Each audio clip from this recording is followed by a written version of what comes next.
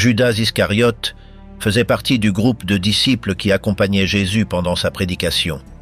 Sa figure est restée liée à l'un des moments les plus significatifs de cette histoire, la livraison de son maître aux autorités. Selon les récits, il conduisit les soldats jusqu'à lui et le désigna d'un baiser, après avoir convenu de recevoir une somme d'argent pour le faire. Le surnom Iscariote semble indiquer qu'il venait de Cariote, une localité située en Judée, ce qui le distinguait du reste du groupe, composé principalement de Galiléens. Il vécut à une époque de grande tension sous le contrôle de l'Empire romain. Dans ce contexte, beaucoup de personnes attendaient l'arrivée d'un chef qui changerait la situation politique. Certains adeptes pensaient que Jésus apporterait ce changement. Judas partagea de nombreuses expériences avec les autres disciples. Voyages, réunions et moments d'enseignement. Il lui fut confié la tâche d'administrer les ressources du groupe. Son histoire a été rappelée pendant des siècles pour le rôle qu'il a joué dans les événements qui ont conduit à l'arrestation de Jésus. Mais quel fut le sort de Judas après que Jésus fut conduit à la croix? L'origine d'une promesse. Dans un village simple de Judée appelé Cariote, dont le nom en langue locale signifiait simplement « village », naquit le fils de Simon Iscarioté et de Siboré. Il était l'un des nombreux frères, Tsur, Tzvi, Nahum, Tal, Lazare, Asher et Ezra. La famille vivait modestement, soutenue par le métier de commerçant que le père exerçait avec discipline. Sans luxe mais sans privation, le foyer grandit dans l'ordre. Devenu adulte, ce fils forma sa propre famille avec Rahamim, une femme considérée comme intègre et respectée pour son caractère. Ensemble, ils élevèrent 3 enfants, Barak, Naïm et Ben Juda. Pendant son enfance, il vécut à Cariote entouré de jeux entre frères et voisins. À l'âge de 10 ans, en raison du travail de son père, la famille déménagea à Nazareth. Dans ce nouvel environnement, le quotidien fut bouleversé lorsqu'une commande amena le père à chercher des meubles pour leur nouvelle maison. Les recommandations le conduisirent à l'atelier d'un charpentier nommé Joseph, originaire de Bethléem. Un jour, l'enfant accompagna son père à la charpenterie. Pendant que les adultes discutèrent de la commande, il observait attentivement un jeune de son âge ponçant soigneusement une pièce de bois. Ce garçon, remarquant le regard insistant, leva les yeux et demanda simplement « Quel est ton nom ?» La réponse fut brève. Il était de Cario. L'autre sourit. « Judas, comme mon frère. Es-tu aussi de Judée ?» En confirmant que oui, l'enfant de Nazareth exprima avec une certaine joie la possibilité que, s'il restait en la ville, il pourrait devenir ami. Il le dit avec un regard contenant une supplique à peine déguisée. Ce même matin, une jeune femme entra dans l'atelier avec un enfant dans les bras. C'était Marie, l'épouse du charpentier, et le petit était Jacques. Après les salutations, le visiteur partit avec son père. Mais quelque chose avait changé. Depuis lors, chaque fois que le père visitait l'atelier, l'enfant insistait pour l'accompagner. Lors de ces visites, les rencontres avec Jésus, le jeune charpentier, devinrent habituelles. Ils parlèrent de jeux, des jouets en bois que Jésus sculptait, chevaux, soldats, charrettes. Avec le temps, leurs conversations s'approfondirent. Jésus partageait des histoires de son enfance, comme ce temps où sa famille émigra en Égypte après sa naissance et revint lorsque Hérode mourut. La famille nouvellement arrivée trouva un logement près de l'atelier, ce qui facilita la proximité entre les deux jeunes. Bientôt, les après-midi se remplirent de jeux et de conversations. L'amitié grandit naturellement, sans urgence. Un après-midi, la mère de Jésus l'invita à dîner. Il hésita, préoccupé par ce que diraient ses parents, mais comme ils étaient juifs comme eux, il décida de rester. Cette nuit-là, il rencontra les frères de Jésus, Joseph, Simon, un autre Judas, Ruth, Rachel et Jacques. Jésus était l'aîné. Pendant le repas, il se sentit mal à l'aise. Il parlait peu, distrait par la figure de Marie.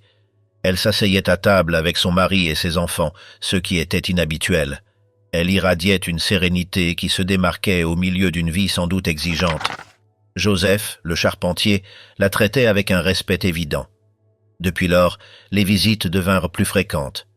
Avec le temps, Marie et Joseph commencèrent à soupçonner que le visiteur s'intéressait peut-être à l'une de leurs filles, mais ce n'était pas le cas. Pour lui, Ruth et Rachel étaient comme ses propres sœurs. Le centre de son attention était Jésus, un jeune singulier. Il avait une maturité peu commune. Il parlait d'idées profondes avec la sérieux de quelqu'un de beaucoup plus âgé. Il affirmait sentir qu'il avait une mission, quelque chose qu'il devait accomplir, bien qu'il ne sût pas encore en quoi cela consistait. Son ami l'écoutait fasciné, au point de lui demander de faire partie de ce chemin, une fois qu'il le connaîtrait. Tandis que l'un parlait, l'autre prêtait attention. Les paroles de Jésus étaient fermes, assurées, et ses yeux brillaient à chaque réflexion. Parmi ses affirmations les plus déconcertantes, il y avait celle selon laquelle il ne se voyait pas vieillir. Il sentait, disait-il, qu'il mourrait jeune. Son ami tentait de le dissuader, parlant d'avenir lointain, de grandes familles, de générations à venir. Jésus riait, mais l'ombre mélancolique dans ses yeux ne se dissipait pas. Un matin, vêtus de leurs plus beaux vêtements, tous deux étaient prêts à voyager à Jérusalem avec leur famille. Ils célébreraient la Pâque au Temple. Le voyage, à dos d'âne, leur prendrait 5 jours. En chemin, ils s'amusaient en parlant des offrandes, en jouant et en courant après de petits animaux.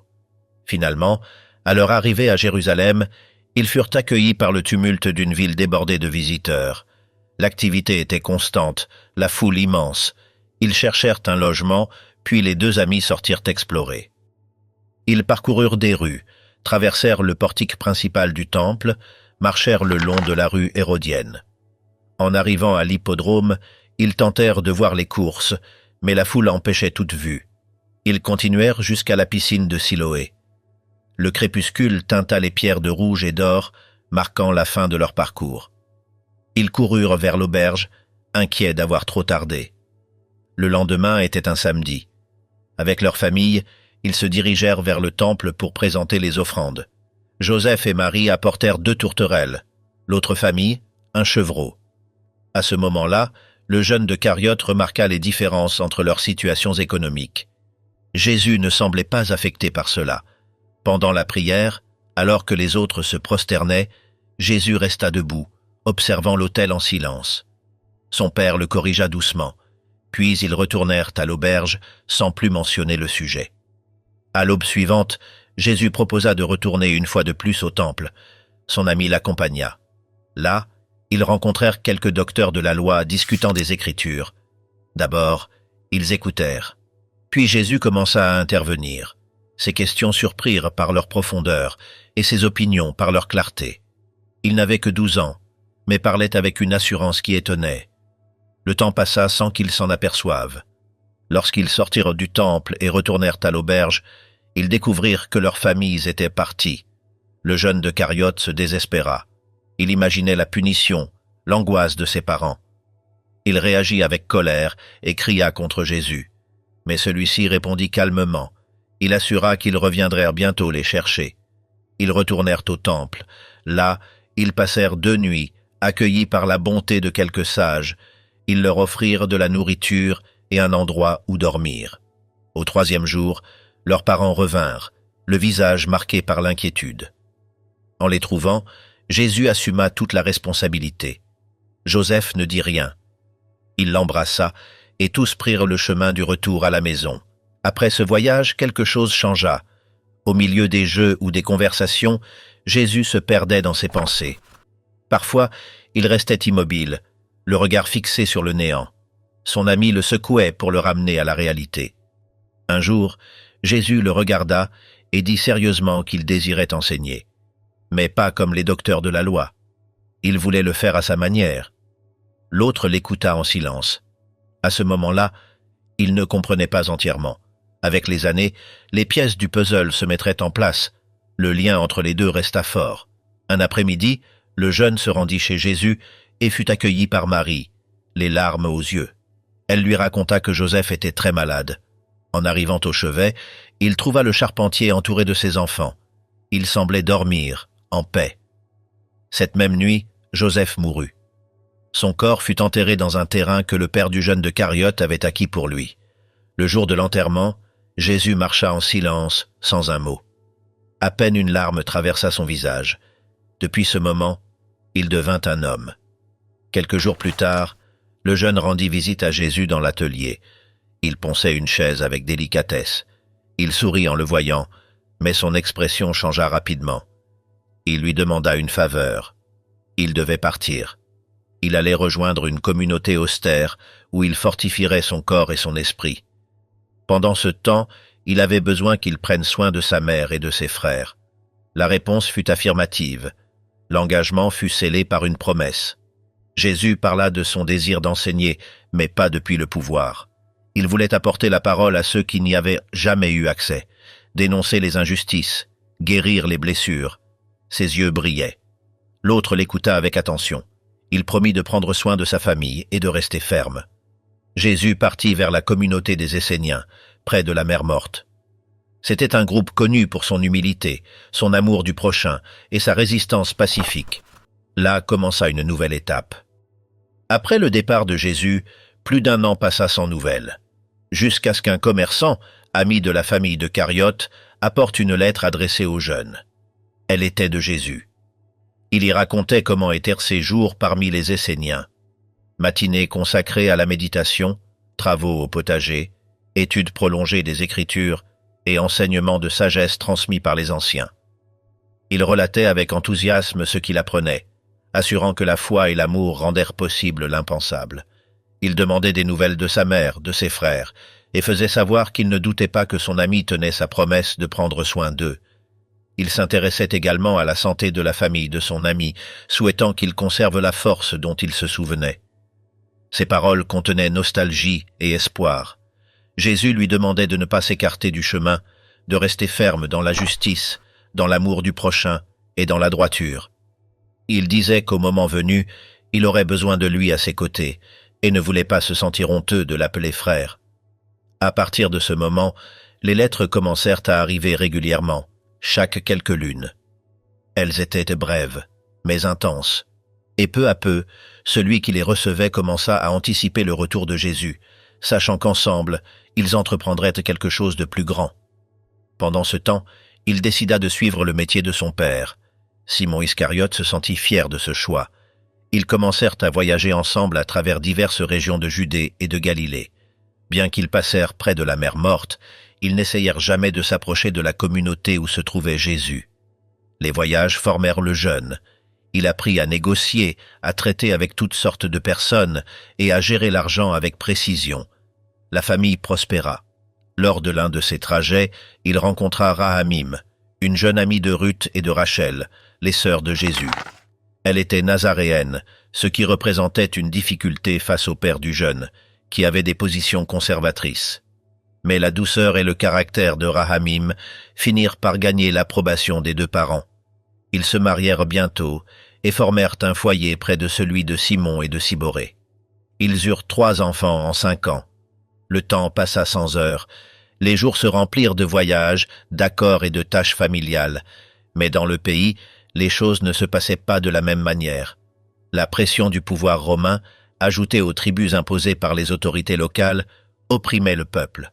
La tradition s'affaiblissait, les coutumes se mêlaient à des pratiques étrangères, et les fonctionnaires tombaient dans la corruption. Chaque fois qu'il visitait son père, le vieux Simon répétait avec peine « Qu'il nous manque, David !» Mais le nom de l'ancien roi était tabou, et tout descendant de sa lignée avait interdiction de porter une épée. Le jeune le faisait taire avec prudence, craignant que quelqu'un puisse l'entendre. Pendant ce temps, à Rome, Auguste avait été succédé par Tibère. Rien ne changea pour les territoires sous domination impériale. Après la mort d'Hérode le Grand, ses fils, Archélaos, Antipas et Philippe, se disputèrent le contrôle du pays. L'empereur résolut la lutte en divisant le pays entre eux, comme s'il s'agissait d'un héritage personnel. Archélaos gouvernait la Judée, l'Idumée et la Samarie, Antipas la Galilée et la Pérée, Philippe les régions du nord, proches de Damas. Les tensions ne tardèrent pas à éclater. En Judée, des révoltes éclatèrent, impulsées par des patriotes comme les Zélotes, Atronge et un autre Simon. Bien qu'Archélaos écrasât les rébellions avec brutalité, les cendres du mécontentement restaient enflammées. Le désir de se libérer du joug romain ne disparut pas. Le jeune de Cariote partageait ce désir de liberté, bien qu'il ne se soit jamais joint aux rebelles. Il n'était pas étranger à la souffrance de son peuple, ni à la servitude imposée par ceux qui détenaient le pouvoir. Ce fut durant ces années difficiles que ses parents moururent. Le deuil le fit penser à Jésus plus fréquemment. Il se souvint avec clarté de la douleur que celui-ci avait ressentie en perdant Joseph, et comprit mieux ce que cette perte avait signifié. Le jour de l'enterrement de sa mère, en revenant avec sa famille du cimetière, il s'arrêta un moment sans dire un mot et fixa son regard sur la silhouette lointaine du mont Tabor. Il se souvint de ce jour, des années auparavant, où il avait fait de même aux côtés de Jésus, après avoir enterré Joseph. Ses pensées volèrent jusqu'à la région de la mer Morte, imaginant ce que faisait son ami à ce moment-là. Il ne parvint pas à se faire une idée. Il y avait un moment que plus de lettres n'arrivaient. Le silence commençait à l'inquiéter, d'autant plus en sachant que les Esséniens avaient été l'objet de sévères répressions. Puis, un après-midi quelconque, alors qu'il se reposait chez lui après être revenu d'un voyage, quelqu'un frappa à la porte. Bien qu'il fût proche, Rahamim alla ouvrir. Lorsqu'elle ouvrit, la lumière du crépuscule encadra la silhouette d'un homme jeune, à la barbe et à la tunique blanche. Avec une voix familière et douce, ce visiteur salua et demanda s'il y avait un peu d'eau pour un homme assoiffé. En le regardant dans les yeux, son hôte le reconnut immédiatement. C'étaient ces mêmes yeux où se mêlaient la joie et la tristesse de toujours. Et sans pouvoir l'éviter, il l'appela par son nom. « Jésus !» s'exclama-t-il, avant de l'embrasser avec force. Le retour marqua un nouveau commencement. Après tant d'années, la présence de Jésus apportait avec elle la certitude que le temps d'attente était terminé. Son passage par la communauté essénienne l'avait transformé, et maintenant il semblait prêt à initier ce qu'il avait tant anticipé. Son ami, comme il l'avait promis, était là pour le soutenir. De la promesse à l'acte. Après son retour, Jésus s'établit un temps dans la région. Sa présence ne passa pas inaperçue. Avec les années, son apparence avait changé. Il semblait plus mûr, avec une expression de sérénité qui combinait force et compassion. Ses paroles avaient maintenant une cadence différente, comme si chaque phrase était soigneusement mesurée, comme s'il savait déjà l'impact qu'elle aurait sur ceux qui l'écoutaient. Il réunit ses amis les plus proches, parmi eux son ancien compagnon d'enfance, et commença à partager ce qu'il avait cultivé en silence durant des années. Ses idées sur la loi étaient différentes, non parce qu'elle la contredisait, mais parce qu'elle l'éclairait sous un angle inconnu. Il parlait de justice, mais aussi de miséricorde. Il parlait de fermeté, mais aussi de pardon. Beaucoup furent émus par sa vision, d'autres le regardaient avec méfiance. Il n'était ni docteur de la loi, ni prêtre, ni scribe, mais il parlait avec autorité. Sa formation parmi les Esséniens avait laissé une empreinte sur sa pensée, mais son essence allait au-delà de toute école. Il avait la détermination de quelqu'un qui avait trouvé sa mission, et cela était évident pour tous. La maison de sa mère devint un point de rencontre. Là, jour après jour, se réunissaient ceux qui voulaient l'écouter. Il leur parlait du royaume, mais non d'un royaume avec des frontières ou des armées, mais d'un royaume où l'amour et la justice régnaient sans imposition. Il disait qu'il était possible de vivre autrement, et que ce chemin devait commencer à l'intérieur de chaque personne. Jésus ne cherchait pas de disciples, mais beaucoup commencèrent à le suivre. Au début, ce n'étaient que des connaissances, d'anciens voisins, des curieux. Bientôt, ce furent aussi des pêcheurs, des commerçants, même des collecteurs d'impôts. Des personnes de tout type s'approchaient, attirées par la force tranquille de ses paroles. Son ami de toujours, celui qui avait pris soin de sa famille en son absence, observait avec attention la croissance de ce mouvement. Il ne se sentait pas déplacé, mais parfois déconcerté. Il avait été témoin de son enfance, de ses silences, de ses jeux, de ses doutes. Maintenant, il le voyait devenir une figure publique, quelqu'un qui rassemblait des foules. Un matin, alors qu'ils partagèrent du pain et des olives, Jésus lui parla directement. Il lui dit que le temps de préparation était terminé et qu'il était temps d'agir. Il avait besoin de chacun de ses amis pour mener à bien la tâche. À lui, il demanda de l'accompagner de près, d'être son ombre sur les chemins. Non comme un serviteur, mais comme quelqu'un qui comprenait depuis le début ce qui allait venir. Il accepta sans hésiter. Il l'avait promis des années auparavant et était prêt à tenir parole.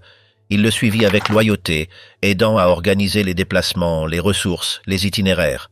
Il l'écoutait également avec attention, tentant de comprendre les couches les plus profondes de ses enseignements. Les premiers voyages eurent lieu en Galilée. Ils allaient de village en village, entrant dans les synagogues, conversant avec les gens sur les marchés, guérissant des malades, touchant ceux qui étaient évités.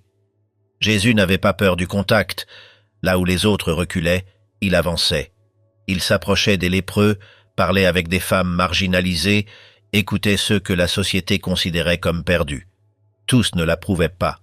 Certains pharisiens le questionnaient, les sadducéens le surveillaient, et les scribes prenaient note.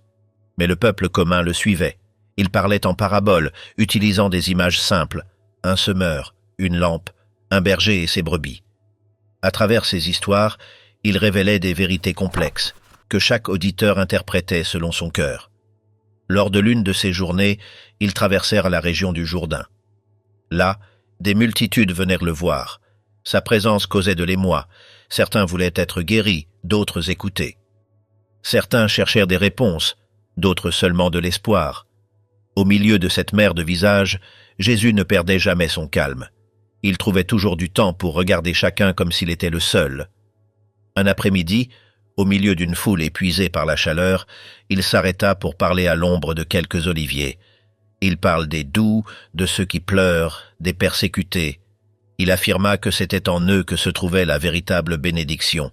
Personne n'avait parlé ainsi auparavant. Il ne promettait ni pouvoir ni richesse, mais consolation, justice, sens. Ses paroles touchèrent des fibres inoubliables. Son compagnon d'enfance le regardait avec admiration, mais aussi avec inquiétude. Il savait qu'un tel discours, adressé aux humbles et à ceux qui souffraient, finirait par déranger les puissants. Pendant leur déplacement, ils partageaient tout. Ils dormaient sous des toits prêtés, mangeaient ce qu'on leur offrait, et parfois avaient faim. Jésus ne se plaignait pas. S'il trouvait un coin sec où se reposer, il se considérait chanceux. À mesure que le groupe grandissait, ils commencèrent à s'organiser. Jésus sélectionna 12 parmi ses disciples les plus constants. À chacun, il donna une mission spécifique. À son vieil ami, il confia l'une des tâches les plus délicates, maintenir l'ordre des ressources. Quelqu'un devait gérer ce qu'il recevait, enregistrer les dons, acheter le nécessaire. Ce n'était pas une tâche mineure. Il accepta avec responsabilité. Il connaissait les chiffres, les transactions, la gestion. Il avait l'esprit pratique pour ses affaires. Il devint le responsable de l'argent du groupe, une fonction qui nécessitait de la confiance. Avec le temps, les déplacements s'étendirent au-delà de la Galilée. Ils visitèrent des zones rurales et des villes importantes. Où qu'ils aillent, la réaction était la même. Certains le suivaient avec ferveur, d'autres l'observaient avec suspicion. Lors de l'un de ces voyages, un groupe de pharisiens l'attendit pour le questionner. Ils lui posèrent des dilemmes sur la loi, espérant le faire tomber en contradiction. Jésus répondit calmement, utilisant les Écritures, mais avec une interprétation qui plaçait la compassion au premier plan. Cela ne plut pas. Depuis ce jour, certains commencèrent à planifier comment le discréditer. La renommée de Jésus grandissait. Les récits de guérison et de miracles se propageaient rapidement. Certains disaient qu'il avait ressuscité une fillette, d'autres qu'il avait multiplié des aliments. Les rumeurs se mêlaient à des témoignages réels. Personne ne savait avec certitude ce qui était vrai, mais tous parlèrent de lui. À une certaine occasion, ils entrèrent dans une ville et furent accueillis par une famille généreuse. Là, Jésus se reposa quelques jours. Pendant ce temps, son ami profita pour réorganiser les comptes. Il rassembla les registres, vérifia les dons, acheta des provisions. Il savait que la logistique était aussi une forme de service. Un soir, alors qu'il partageait le dîner, Jésus parla avec tristesse. Il dit que le chemin ne serait pas facile, qu'il y aurait des trahisons et des pertes. Il ne le disait pas avec peur, mais avec certitude. Tous l'écoutaient en silence. Certains baissèrent les yeux, d'autres tentèrent de distraire le moment avec un commentaire. Mais son regard restait fixe. Son ami, celui qui avait été là depuis le début, sentit un frisson. Non à cause de ce qui était dit, mais de la manière dont c'était dit. C'était comme si Jésus connaissait déjà le dénouement. Quelques jours plus tard, ils repartirent, cette fois vers Jérusalem. L'ambiance était chargée. Les autorités religieuses le regardaient avec méfiance. Les rumeurs sur son identité devenaient de plus en plus audacieuses. Certains l'appelaient prophète, d'autres croyaient qu'il était l'attendu. Jésus n'alimentait pas ces versions. Il se limitait à enseigner, à guérir, à consoler. Mais chaque geste, chaque parole semblait confirmer les soupçons de ses opposants. Pendant le trajet vers la ville sainte, ils s'arrêtèrent dans des villages où ils furent de bien accueillis. La population sortait à leur rencontre, leur tendait des manteaux, leur offrait de la nourriture. Dans ces moments, son compagnon se souvenait des jours où tous deux jouaient parmi les bois et la sciure, et maintenant, l'un d'eux était vu comme un envoyé. Il n'y avait pas d'arrogance en Jésus. Il restait le même dans son attitude, simple, proche, humain. Mais il y avait quelque chose dans sa présence qui imposait le respect, non par peur, mais par la force silencieuse qui émanait de son caractère. Peu avant d'arriver à Jérusalem, ils s'arrêtèrent sur une colline. De là, ils voyaient les remparts. Jésus observe en silence. Personne ne dit rien. Il savait qu'entrer dans cette ville changerait le cours de tout. Cette nuit-là, Jésus parla avec son ami. Il lui rappela les promesses du passé, les décisions prises, et lui demanda de rester ferme. Il n'y avait pas de reproche, seulement de la clarté. Il acquiesça, convaincu qu'il ferait le nécessaire. Et ensemble, une fois de plus, ils reprirent le chemin. L'entrée à Jérusalem fut tout sauf discrète. À leur arrivée, la foule qui les avait accompagnés étendit leurs manteaux sur le sol, tandis que d'autres agitaient des branches de palmier. Jésus avançait sans dire un mot, monté sur un âne. Certains le saluaient comme un roi, d'autres comme un sauveur. Les dirigeants religieux l'observèrent de loin, de plus en plus mal à l'aise avec son influence. À l'intérieur de la ville, les tensions étaient palpables. Chaque mouvement de Jésus était surveillé. Les Sadducéens, les pharisiens et les scribes le voyaient comme une menace. Il n'était pas l'un d'eux, mais le peuple l'écoutait avec plus d'attention que les docteurs du temple. Pendant les jours suivants, ils visitèrent le temple à plusieurs reprises. Jésus se montra indigné par la présence de commerçants à l'intérieur de l'enceinte sacrée. Dans un acte qui surprit beaucoup, il renversa les tables, expulsa les vendeurs et dénonça la profanation du lieu. Cet acte le plaça au centre de tous les regards. Son geste fut vu par certains comme une purification nécessaire, mais pour d'autres, ce fut une provocation directe. Son compagnon de toujours, qui continuait à s'occuper des affaires pratiques du groupe, remarqua comment les choses s'accéléraient. L'ambiance devenait de plus en plus hostile. Les réunions secrètes entre les dirigeants du Sanhédrin s'intensifiaient. Il était évident qu'ils cherchaient un moyen de l'arrêter, mais ils devaient le faire sans provoquer de révolte parmi le peuple. Jésus continuait à enseigner sur les places et dans les cours, parlant de justice, d'amour du prochain, d'humilité et de vérité. Il disait que le royaume n'était pas de ce monde, et que ceux qui voulaient être grands devaient servir. Son message défiait les structures établies, non par la violence, mais par le contraste. Un soir, lors d'un dîner entre les 12, Jésus partagea du pain et du vin avec un geste solennel. Il leur dit de se souvenir de ce moment, que ce qu'il partageait n'était pas seulement de la nourriture, mais le symbole d'une alliance. Tous l'écoutaient avec respect, bien que sans comprendre entièrement. Après le dîner, ils se retirèrent dans un jardin proche, à l'extérieur de la ville. Là, tandis que les autres se reposaient, Jésus s'éloigna pour prier. Il était troublé. Bien qu'il se fût toujours montré ferme, cette nuit-là, il semblait lutter intérieurement. Il savait ce qui allait arriver, mais il continuait d'avancer. Dans une autre partie de la ville, tandis que les dirigeants du temple concluaient des accords. Ils avaient besoin de savoir où et quand ils pourraient le capturer sans alarmer la foule.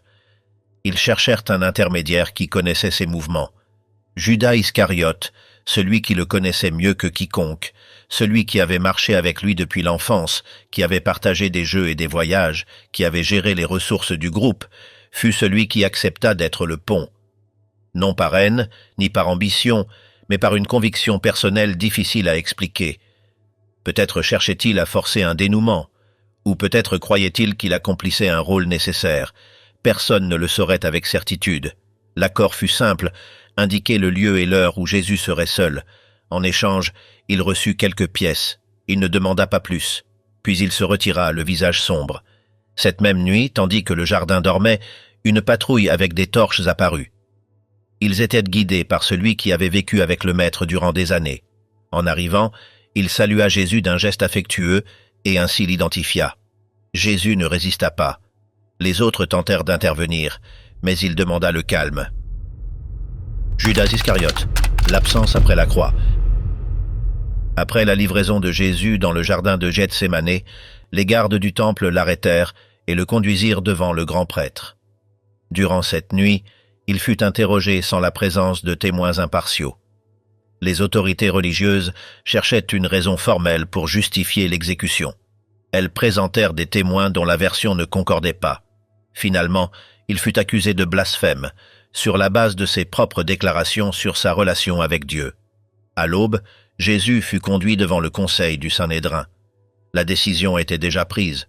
Le tribunal religieux n'avait pas l'autorité pour exécuter une peine de mort.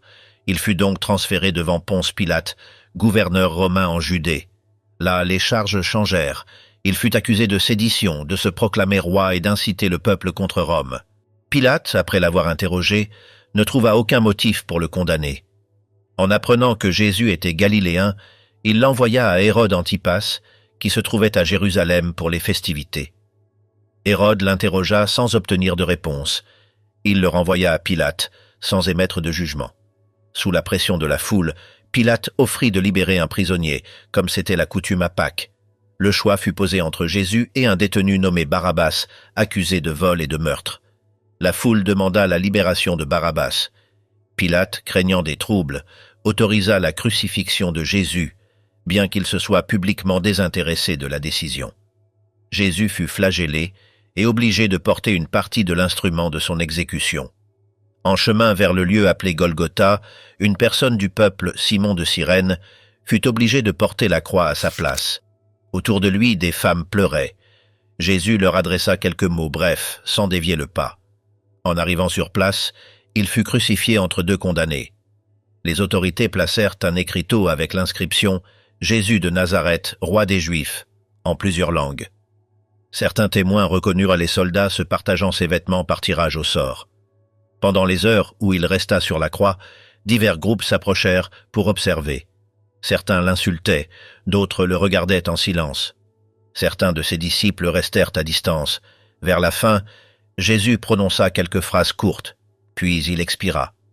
Un centurion romain, témoin de ce qui s'était passé, reconnut que la mort avait été différente de celle d'autres condamnés. En voyant que le corps était déjà sans vie, les soldats ne brisèrent pas ses jambes, comme c'était l'habitude, mais l'un d'eux perça son côté avec une lance. L'exécution était terminée. Ce même jour, Joseph d'Arimathie demanda le corps pour l'ensevelir. Il fut placé dans un tombeau proche, appartenant à sa famille et scellé par une pierre. Certaines femmes observèrent où il fut déposé. Le lendemain, les autorités scellèrent l'entrée et placèrent des gardes, craignant que ses disciples tentent de cacher le corps. Les disciples se dispersèrent. Il n'y eut pas de résistance organisée, seulement confusion, peur et silence. Après l'enterrement, les disciples de Jésus restèrent cachés. Aucun d'eux ne retourna publiquement au temple. Certains se dispersèrent dans la région, d'autres restèrent dans des maisons particulières. Ils craignaient d'être arrêtés pour association. Il n'y eut pas de manifestation ni de protestation organisée. Le mouvement qui avait rassemblé des foules se réduisit à de petits groupes sans direction claire. Le troisième jour après l'exécution, des versions commencèrent à circuler parmi les disciples. Certaines femmes déclarèrent que le tombeau était vide, d'autres affirmèrent l'avoir vu vivant. Ces témoignages se propagèrent parmi les disciples, provoquant un débat interne. Il n'existait pas d'interprétation unifiée. Certains crurent, d'autres doutèrent. La figure de Jésus commença à réapparaître dans des conversations privées, non plus comme un maître arrêté, mais comme une présence active. Les autorités, en apprenant les rumeurs, affirmèrent que le corps avait été volé. Elles nièrent toute irrégularité dans le processus. Le sceau du sépulcre fut considéré comme violé, mais aucune enquête ne fut ouverte. L'affaire fut officiellement close. La préoccupation principale était d'éviter des troubles à Jérusalem durant les festivités. Dans les jours qui suivirent, les disciples commencèrent à se réunir de nouveau dans des maisons privées. Plusieurs d'entre eux assuraient l'avoir vu vivant. Les réunions furent discrètes, ils discutaient de l'avenir du groupe et du sens de ce qui s'était passé. À partir de là, commença à se former la première communauté centrée sur ces enseignements. Le souvenir de la crucifixion devint un point de référence pour les disciples. Il fut interprété comme l'accomplissement d'une mission. Les éléments du jugement et de l'exécution furent intégrés dans leur récit postérieur. Les faits qui auparavant générèrent de la peur furent racontés comme partie essentielle du message. Judas ne fut pas présent lors de ces rencontres. Aucun des textes postérieurs ne le mentionne parmi ceux qui assistèrent au jour suivant. Il ne participa pas à la réorganisation du groupe ni à la diffusion du message. Sa figure resta en dehors de tout ce qui se développa par la suite. Les disciples restants élirent un remplaçant pour occuper sa place. Le processus fut formel et le nouveau membre fut incorporé sans référence à Judas, plus que nécessaire pour justifier l'élection. À partir de ce moment, le groupe fut de nouveau reconnu comme étant 12. Avec le temps, la crucifixion passa d'être une exécution publique à devenir l'axe central du nouveau message. Elle fut interprétée comme un sacrifice. Son souvenir fut préservé dans des prières, des récits et des symboles. Mais le processus ne fut pas immédiat. Les premières semaines après la mort de Jésus furent marquées par l'incertitude. Ce n'est qu'avec le temps que des narrations structurées apparurent, et seulement alors commença à se diffuser l'interprétation des faits comme accomplissement des promesses annoncées. Les registres coïncident en ce que, après la crucifixion, il y eut silence institutionnel. Les autorités ne poursuivirent pas les disciples de manière systématique à ce moment-là. Le cas de Jésus fut traité comme clos. Pour Rome et pour le leadership religieux, le conflit était terminé. Ce qui vint ensuite, l'expansion du message, fut un développement postérieur. Dans les jours immédiats après sa mort, il n'y eut aucun signe que ce mouvement survivrait. Ce fut le souvenir de ses paroles, ainsi que les témoignages sur le tombeau vide, qui permirent au groupe de trouver un nouveau but, le destin de Judas après la crucifixion. Après la crucifixion de Jésus, Judas Iscariote ne fut plus vu parmi le groupe de disciples. Il n'existe pas de registre fiable sur son sort dans les jours qui suivirent.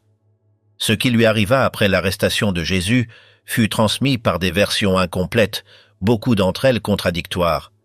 La majorité des témoignages coïncident en ce qu'il tenta de rendre l'argent qu'il avait reçu pour livrer Jésus. Selon les textes les plus anciens, il jeta les pièces à l'intérieur du temple, déclarant avoir commis une grave erreur. Les prêtres n'acceptèrent pas le retour. Ils considérèrent l'argent comme impropre pour le trésor du temple, car il avait été obtenu en échange de sang. Avec ces pièces, ils achetèrent un champ utilisé ensuite pour enterrer des étrangers et des personnes sans identification. Ce terrain fut appelé champ de sang. À partir de ce moment, Judas disparut. Il ne retourna pas avec les autres disciples. Aucun texte postérieur ne l'inclut dans des réunions, des témoignages ou des rencontres qui suivirent la mort de Jésus. Il n'y a pas non plus d'indice qu'il ait tenté de se réintégrer ou d'expliquer ses raisons. Il existe deux versions principales sur sa mort. L'une affirme qu'il se suicida en se pendant. L'autre dit qu'il souffrit d'une chute sur un terrain et que son corps se déchira en heurtant le sol. Les deux coïncident en ce que sa mort survint peu après la crucifixion, en solitude, en dehors du cercle qui avait accompagné Jésus. Sa fin, quelle qu'elle fut interprétée comme une conséquence directe de son acte. Les premiers croyants viraient sa mort comme un châtiment inévitable. La trahison de Jésus fut considérée comme irréversible, et Judas passa à être identifié uniquement par ce fait. À partir de ce moment, son nom fut exclu du récit fondateur du groupe. Aucun détail sur sa vie avant les derniers jours ne fut conservé. Ses apports antérieurs ne furent pas mentionnés. Tout fut réduit au moment où il le livra et à sa mort peu après. Dans les récits qui circulèrent parmi les premières communautés chrétiennes, Judas fut présenté comme le symbole de la trahison interne. Il n'était plus un disciple qui s'était trompé, mais la représentation de celui qui rompt la confiance de l'intérieur. Cette interprétation marqua sa figure de manière définitive. Le groupe de disciples le remplaça formellement. La vacance fut occupée par Matthias, élu par tirage au sort, dans un acte qui visait à rétablir le nombre symbolique de 12. À partir de ce moment, Judas cessa d'être mentionné parmi les proches de Jésus. Il ne fut enregistré aucune tentative postérieure de réhabiliter son image au sein du groupe original. Il n'y eut pas non plus de voix demandant à considérer son histoire sous d'autres perspectives. Son destin fut celui de l'isolement et de l'oubli. À un niveau social, son nom devint indésirable. Il cessa d'être utilisé comme prénom personnel dans les communautés chrétiennes. Sa mention fut associée à la trahison et au rejet. Dans certains contextes, il fut même utilisé pour maudire ou comme synonyme d'ennemi interne. Pendant les années qui suivirent, sa figure fut répétée dans des sermons, des écrits et des récits comme avertissement. Il devint un exemple négatif, utilisé pour renforcer la nécessité de loyauté et de vigilance. Dans aucune tradition officielle, il ne fut inclus comme martyr, témoin ou figure à étudier avec nuance. Après sa mort, la figure de Judas Iscariote fut incorporée comme un élément fonctionnel dans le développement moral et théologique du christianisme primitif. Dès les premiers écrits, son histoire commença à se consolider comme une mise en garde concrète sur les risques de la déloyauté interne, particulièrement au sein de communautés fermées ou spirituelles. Son rôle cessa d'être celui d'un disciple de plus et devint celui du modèle du traître. La narration officielle évita de se concentrer sur son histoire complète. On laissa de côté sa vie antérieure, sa relation étroite avec Jésus ou ses contributions pratiques au groupe. Tout fut réduit à une seule action, la livraison de son maître. Cet acte, isolé de son contexte, devint un symbole absolu. Dans la formation doctrinale postérieure, son rôle servit également à transférer le poids de l'arrestation de Jésus loin d'une responsabilité exclusivement institutionnelle. Judas fut fonctionnel pour expliquer ce qui s'était passé sans accuser directement les dirigeants religieux ou Rome. Sa trahison devint nécessaire pour soutenir le récit. Avec le temps, les représentations écrites et visuelles le montrèrent avec une image standardisée. Traits durs, expressions sombres, et souvent accompagné des 30 pièces. Il fut lié au châtiment, au désespoir et même au rejet divin. Aucun courant majoritaire au sein du christianisme ne développa d'interprétation qui nuancerait sa conduite ou proposerait une révision de son rôle depuis une perspective plus humaine ou psychologique. Son suicide, lorsqu'il fut mentionné, fut interprété comme le résultat inévitable de sa culpabilité. Il ne fut jamais traité comme une expression de remords rédempteur, mais comme la preuve finale de sa chute. Ainsi, il n'y eut pas de place pour le pardon, ni ne fut considérée la possibilité de rédemption personnelle. Contrairement à d'autres personnages bibliques qui commirent des erreurs graves mais furent réhabilités, Judas resta exclu de cette catégorie. Pendant des siècles, son nom fut effacé des registres personnels et supprimé des listes de prénoms acceptables parmi les croyants. Il devint synonyme de trahison dans plusieurs langues. Sa figure fut absorbée par la culture occidentale et utilisée comme archétype du traître interne en littérature, théâtre, peinture et enseignement moral. Judas ne fut pas humanisé. Son image ne fut pas reconstruite à partir de son histoire complète, mais uniquement depuis son rôle fonctionnel dans les événements qui conduisirent à la mort de Jésus. La complexité émotionnelle ou les possibles conflits internes qu'il aurait pu éprouver ne furent jamais explorés en profondeur dans les récits traditionnels. Jusqu'à aujourd'hui, son nom reste associé à la trahison absolue. Il est rare de trouver des analyses larges ou critiques sur son rôle au-delà du stigmate laissé par sa décision finale. Son histoire, telle qu'elle fut adoptée par la tradition, continue de représenter l'exemple de celui qui trahit de l'intérieur et reste exclu de toute possibilité de réconciliation.